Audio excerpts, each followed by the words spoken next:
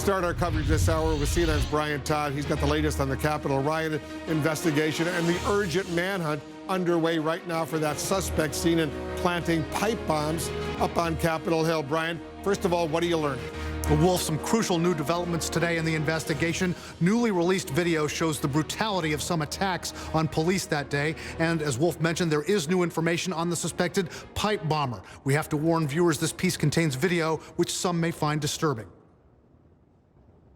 Important new information tonight about the mysterious, elusive suspect believed to have planted 2 pipe bombs near the Capitol.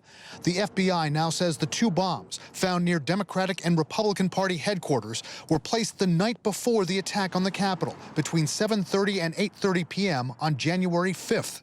And surveillance video obtained by the Washington Post captures what the Post says is the suspect moments before he placed a bomb near Republican headquarters that night. Those bombs were probably intended to distract the police from the Capitol to someplace else. There were probably a significant number of participants in this that knew what they were doing, pre-planned it, brought with them the equipment they needed to do what they were attempting to do. The FBI also identified the suspect's shoes as Nike Air Max Speed Turf shoes in yellow, black, and gray, with enhanced photos of the shoes along with pictures of the bombs.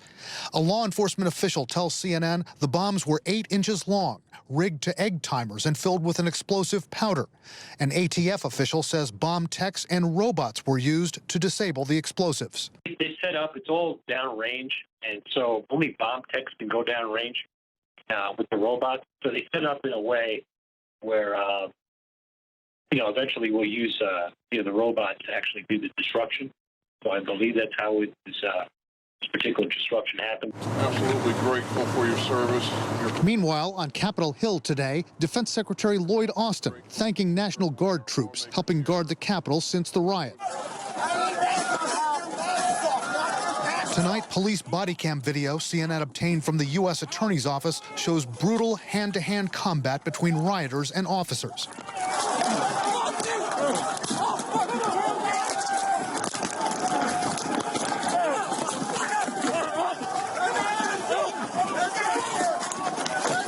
Rioters mercilessly beating officers, one grabbing an officer's baton.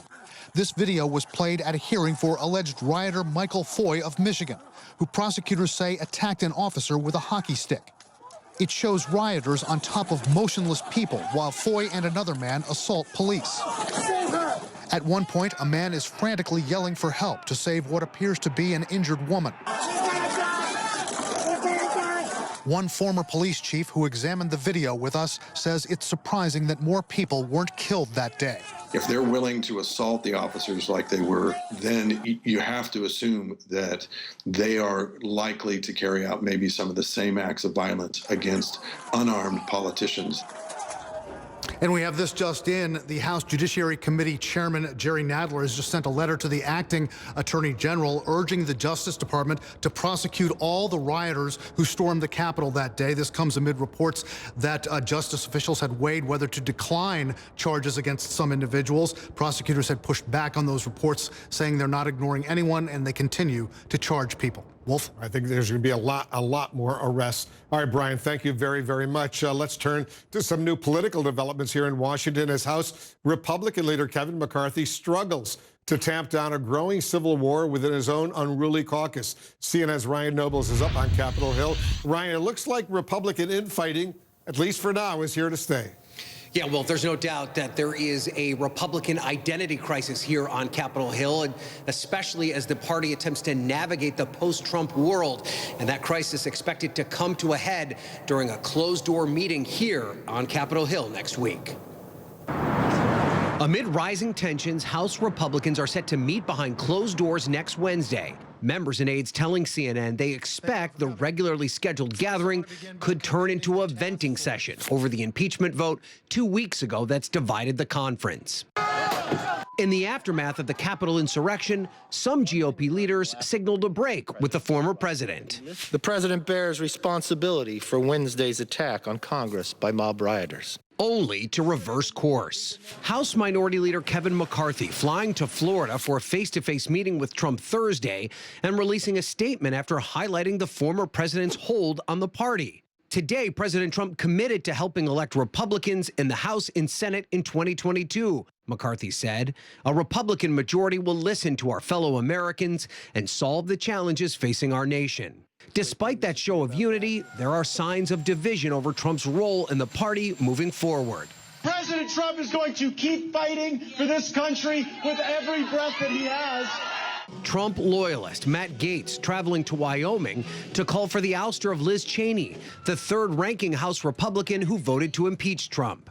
I'll confess to you, this is my first time in Wyoming. I've been here for about an hour, and I feel like I already know the place a lot better than your misguided representative, Liz Cheney.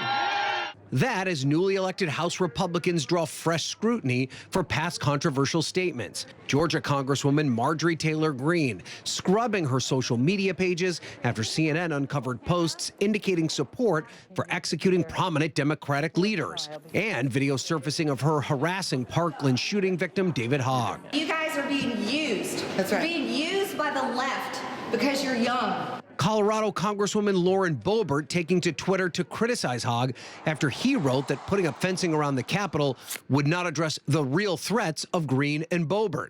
David, please, we all saw how tough you were when questioned face-to-face.